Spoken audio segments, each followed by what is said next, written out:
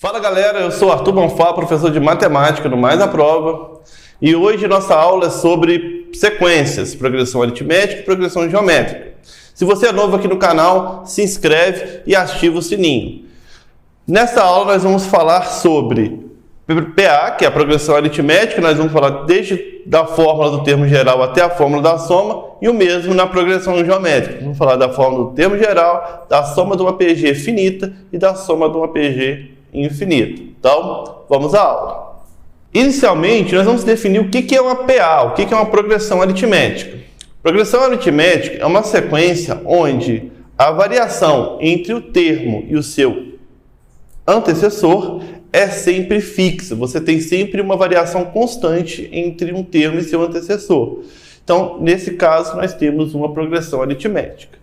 Primeiro, nós também podemos lembrar que qual a diferença de sequência para conjunto? Quando a gente fala sequência, quando a gente fala conjunto. Sequência, nós temos uma ordem, tá certo? Nós temos quem é o primeiro termo, quem é o segundo termo, quem é o terceiro termo. A gente não pode bagunçar uma sequência. Se eu mudo termos de uma sequência de ordem, eu tenho uma nova sequência, tá certo? Então, olha, nós temos que uma PA é uma sequência, então, onde eu tenho aqui o meu primeiro termo que a gente chama de A1, o segundo termo que a gente chama de A2, o terceiro termo que a gente chama de A3, até quantos termos eu quiser, até um termo que a gente chama aqui de enésimo termo, tá certo? Um termo de posição E. Essa PA ela pode ser finita ou pode ser, igual que eu escrevi aqui, uma PA infinita, certo? Se eu pegar o A2 e subtrair do A1, ou se eu pegar o A3 e subtrair do A2, ou se eu pegar o AN e subtrair do AN menos 1, eu vou ter sempre um valor fixo. Esses valores aqui vão ser sempre iguais. E iguais a um R, que a gente chama de razão da PA. Bom, exemplos de PA. Olha. Se eu definir aqui uma PA onde o primeiro termo é 5 e a razão é 2, eu posso dizer que essa PA ela pode ser escrita da forma 5, 5 mais 2, 7, 7 mais 2, 9, 9 mais 2, 11, 11 mais 2, 13, e assim por diante.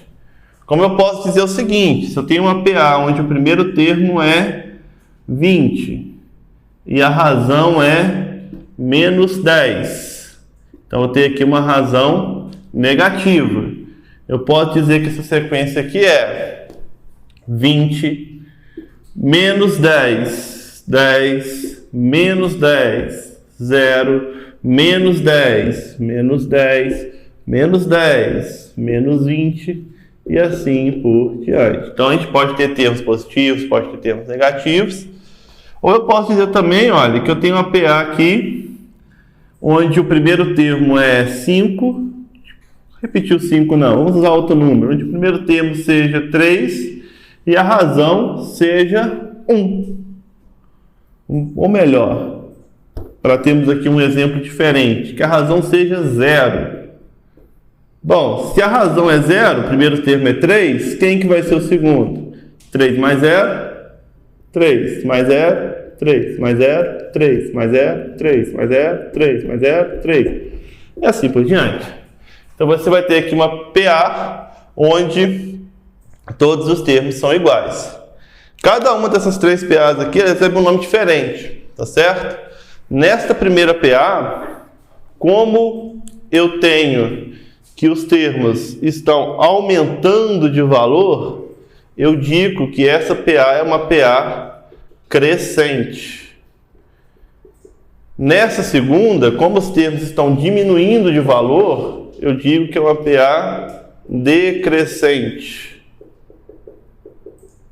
E na última, como eu não tenho alteração nos meus valores, a minha razão é 0, eu digo que é uma PA constante, tá certo? Então, crescente porque está crescendo os valores, decrescente porque está decrescendo os valores e constante porque ela não altera os valores, ok?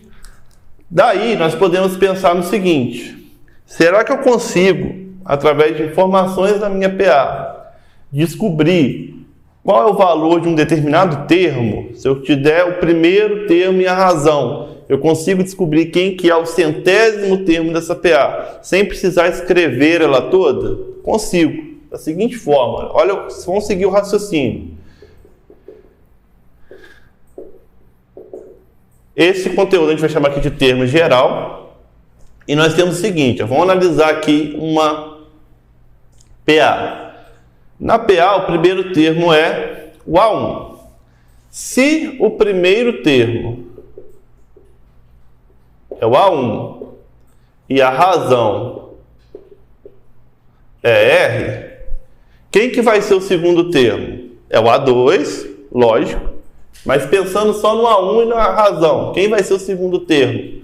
Vai ser A1 mais a razão. Quem que vai ser o terceiro termo? Vai ser este A1 mais a razão de novo. Só que razão mais razão é duas razão. O quarto termo vai ser esse A1 mais duas razão, mais razão de novo. Então, eu posso dizer que é A1 mais 3 razão. Agora, o quinto termo vai ser esse aqui, mais a razão de novo. Vou escrever aqui, né, para ficar igual aos outros, mais a razão. Então, vai ficar A1 mais 4 razão. E assim por diante. Então, o que a gente pode reparar? Olha, no primeiro termo, eu vou escrever aqui que eu somei 0 razão. No primeiro termo. No segundo termo, eu somei 1 razão. No terceiro termo, eu somei 2 razão. No quarto termo, eu somei 3 razão. No quinto termo, eu somei 4 razão. E assim por diante. Então, a gente pode perceber que este valor, que é o coeficiente da razão, ele é 1 a menos que a posição do termo. Então, se eu quero um termo qualquer, se eu quero um enésimo termo, eu posso dizer que ele vai ser o A1 mais a posição do termo que eu quero, menos 1 vezes a razão. Então, nós temos aqui a dedução da fórmula do termo geral de uma PA. Por exemplo, se eu tenho uma PA onde o meu primeiro termo, vamos usar uma que a gente já fez aqui para ver que essa fórmula dá certo. Olha, que o primeiro termo é 5 e que a razão é 2. E eu quero encontrar quem que é o quinto termo. A gente vai achar 13. Mas vamos ver se vai dar certo a fórmula. Eu quero achar quem que é o meu quinto termo. Tá certo? Então, olha só. Usando a fórmula, o meu A5 vai ser igual ao A1, que é 5, mais, se eu quero o meu quinto termo, quem que vai ser o meu N? O meu N vai ser a posição desse termo, vai ser o 5. Então, 5 menos 1 vezes a razão que é 2. Então, o A5 vai ser igual a 5 mais 5 menos 1, 4, vezes 2. Então, o meu quinto termo vai ser igual a 5 mais 8, que é igual a 13. Realmente, o quinto termo dessa PA, a gente já escreveu ali, é 13. Ah, professor, mas o quinto termo é fácil de achar você só subindo. Sim, mas se eu peço centésimo, eu usaria o N valendo 100, faria uma continha e você já acharia de cara o centésimo termo. Tá certo? Bom, se o exercício traz para você o seguinte, que eu vou lidar com uma PA de 3 termos.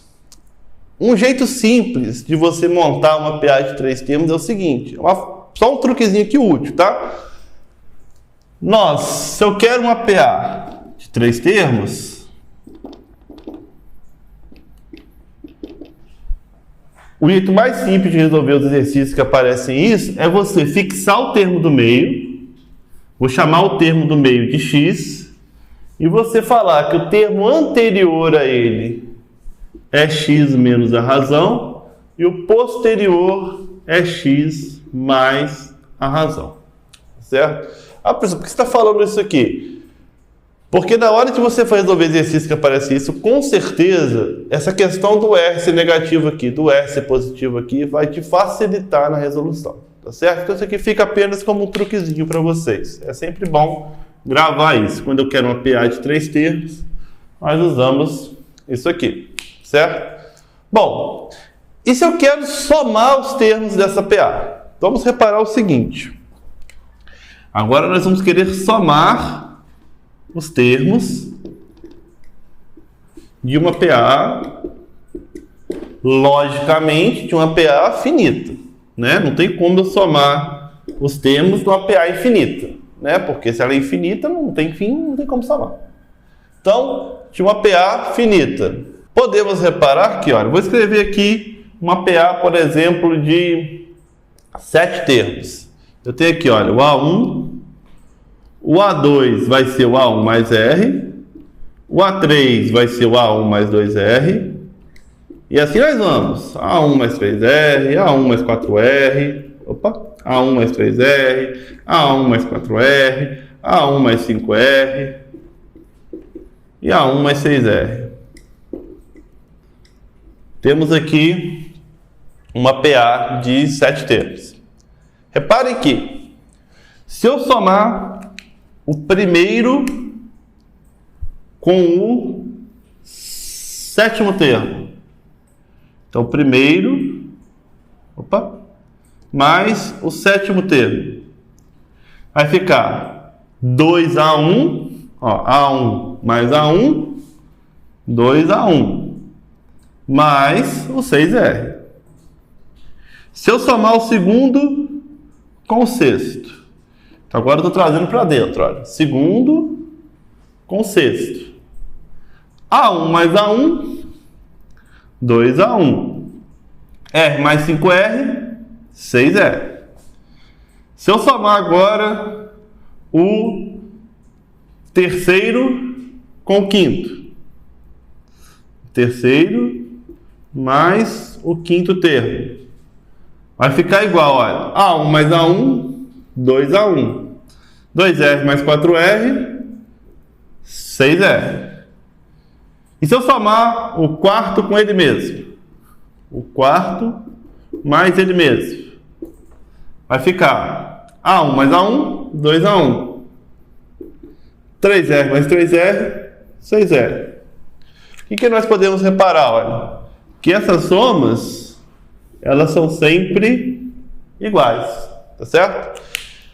Então, na PA, a gente tem uma propriedade muito importante que, se eu somar os extremos, sempre vai dar o mesmo valor do que a soma dos vizinhos dos extremos. E assim por diante. Então, se eu somo os extremos, vai dar o mesmo valor da soma dos vizinhos dos extremos. Agora, se eu finjo que a PA começa aqui e termina aqui, vai dar o mesmo valor que o vizinho dos extremos. Até eu chegar no do meio, eu somo com ele mesmo, porque não tem ninguém para somar, somo com ele mesmo, tadinho, e dá o mesmo valor. Tá certo? Daí a gente consegue definir a soma dos termos de uma PA. Nós podemos dizer que a soma dos termos de uma PA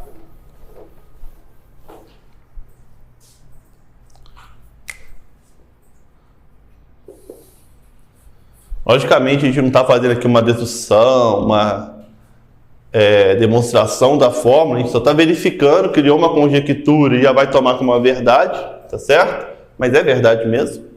Que a soma dos termos de uma PA é o primeiro termo mais o último termo. Então a soma dos N termos de uma PA é o primeiro mais o último, vezes a quantidade de termos.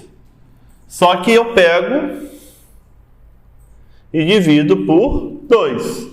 Por quê? Eu tenho a metade das somas, tá certo? Porque se eu não dividir por 2, eu vou ter o primeiro mais o último, vou acabar tendo o último mais o primeiro. Eu vou estar repetindo as coisas. Então, por isso que a gente divide por 2, tá certo? Então, por exemplo, olha, se eu tenho uma PA Vamos escrever uma PA que eu consiga somar e vou fazer pela forma para ver que vai dar certo. Se eu tenho uma PA 1, 3, 5, 7, 9. Uma PA onde o primeiro termo é 1 e a razão é 2. Tá certo?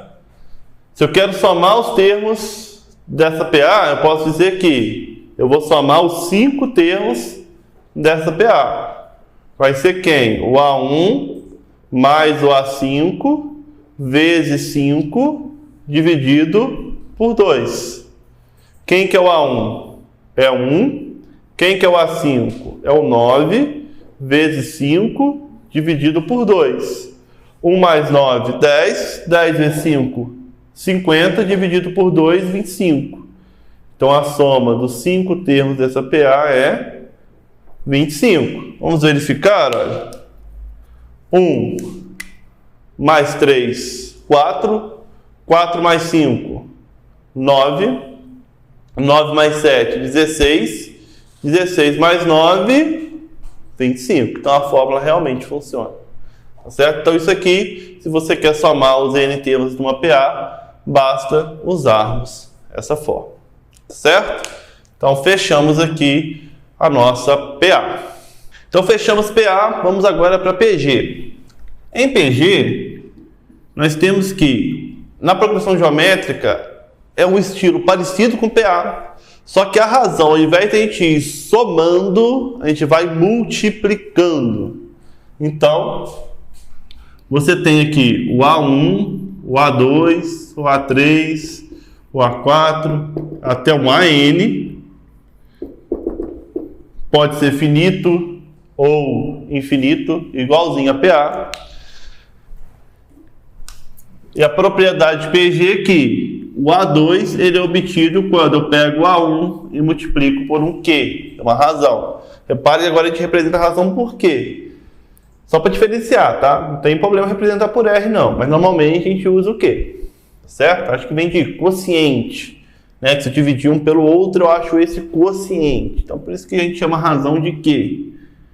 Então, nós obtemos cada termo multiplicando o anterior por um Q. Tá certo? Então, a gente pode dizer que o A2 dividido pelo A1 é igual ao A3 dividido pelo A2, que é igual ao A4 dividido pelo A3, que é igual a um AN dividido por o AN menos 1, que AN menos 1 é o anterior do AN, é igual a um Q. Então, como exemplo, vamos tomar aqui uma PG, onde o primeiro termo é 2 e a razão é 3.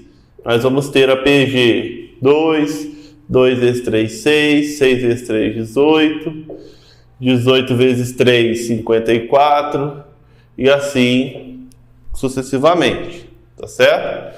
Reparem que ela vai crescendo muito rápido nesse caso, tá certo? Então, normalmente os exercícios, quando lido com PG, ele não lida com números uma PG muito grande, não, porque as contas começam a ficar meio difíceis demais, certo? Mas podemos imaginar também aqui, olha, uma PG onde o primeiro termo é menos 1 e a razão é 5. Repare o seguinte, olha, o primeiro termo é menos 1 vezes 5, menos 5, menos 5 vezes 5, menos 25, menos 25 vezes 5, menos 125. Além disso, eu posso imaginar uma PG onde o primeiro termo ele é negativo, vamos supor aqui o menos 2, e a razão também é negativa, menos 2. Nós vamos ter o seguinte, olha, o primeiro termo é menos 2. Menos 2 vezes menos 2, aí tem que pensar que menos com menos é mais. 4. 4 vezes menos 2 é menos com mais com menos é menos. Então, menos 8. Menos 8 vezes menos 2, menos com menos é mais. 16. Depois seria menos 32, mais 64, e assim por diante. Pensar agora numa PG onde a gente tem que o primeiro termo, sei lá, é 10, e agora fica muito difícil. Olha, a razão é 1. Se o primeiro termo é 10 e a razão é 1, 10 vezes 1, 10 vezes 1, 10 vezes 1, 10 vezes 1, 10. E assim por diante. Então repare que a gente pode ter aqui uma PG crescente, ou a gente pode ter uma PG aqui no caso decrescente, porque ela está diminuindo os valores. A gente pode ter uma PG oscilante, porque oscilante? Menos mais, menos mais, menos mais, assim por diante. Ou a gente pode ter uma PG aqui constante. Então a gente pode falar que ela é crescente quando a razão é maior que 1, tá certo? Que ela é decrescente ou quando o A1 é negativo e a razão é positiva. Ou a gente pode pensar também, olha, que eu tenho o A1 positivo, da mesma forma, só que eu tenho que minha razão agora é meio. Eu vou ter o seguinte, olha, o primeiro é 64, vezes meio 32, vezes meio 16, vezes meio 8, vezes meio 4, vezes meio 2, vezes meio 1, vezes meio meio, vezes meio 1/4, e assim por diante. Então aqui ela está decrescente também. A razão aqui, olha, ela está entre 0 e 1. A oscilante, razão negativa. Por quê? Se eu tenho a razão negativa, na hora que eu for ficar fazendo um joguinho de sinal, ela vai ficar sempre oscilando. E constante aqui eu tenho que a razão é igual a 1. Assim como a gente fez na PA, a gente pode pensar agora no termo geral de uma PG. Aliás, antes de a gente entrar em termo geral de uma PG, vamos um truquezinho igual eu falei sobre PA. Se eu tenho uma PG de 3 termos, podemos dizer que o termo do meio é x, o termo anterior é x dividido pela razão e o termo posterior é x vezes a razão. Isso aqui é ainda melhor de usar, tá certo? Porque normalmente eles pedem, por assim, o produto de 3 termos de uma PG. Na hora que você vai multiplicar, o que acontece com a razão? Ela some, tá certo? Sobra só o x, beleza? E se você não fizer isso, se você tomar o primeiro como sendo x, o segundo como sendo xq e o terceiro como sendo xq ao quadrado, na hora de você multiplicar as 3, você vai achar um x ao cubo que ao cubo. Então fica um pouco mais difícil de ser resolvido. Tá? Você fica com 2 variáveis. Bom, no termo geral da PG, podemos perceber o seguinte, olha, o primeiro termo é o A1, no segundo termo eu pego esse A1, multiplico por Q, eu vou achar A1 vezes Q elevado a 1, multiplico por Q de novo, eu vou achar A1 vezes Q elevado a 2, multiplico por Q de novo, eu vou achar A1 vezes Q elevado a 3, e assim por diante, que eu multipliquei por Q. Então repare, olha, no primeiro termo, eu posso dizer que eu tenho um Q elevado a 0, todo mundo elevado a 0 é 1, não tem problema eu colocar ali. No segundo termo, eu tenho Q elevado a 1. No terceiro termo, eu tenho Q elevado a 2. No quarto termo, eu tenho Q elevado a 3. Então, no enésimo termo, eu vou ter um Q elevado a n menos 1. Então, temos aqui a fórmula do termo geral de uma PG. Certo? Agora, quando a gente lidar com soma de PG, a demonstração ela é muito complexa, tá certo? Então a gente pode tentar realmente pensar somente nas fórmulas.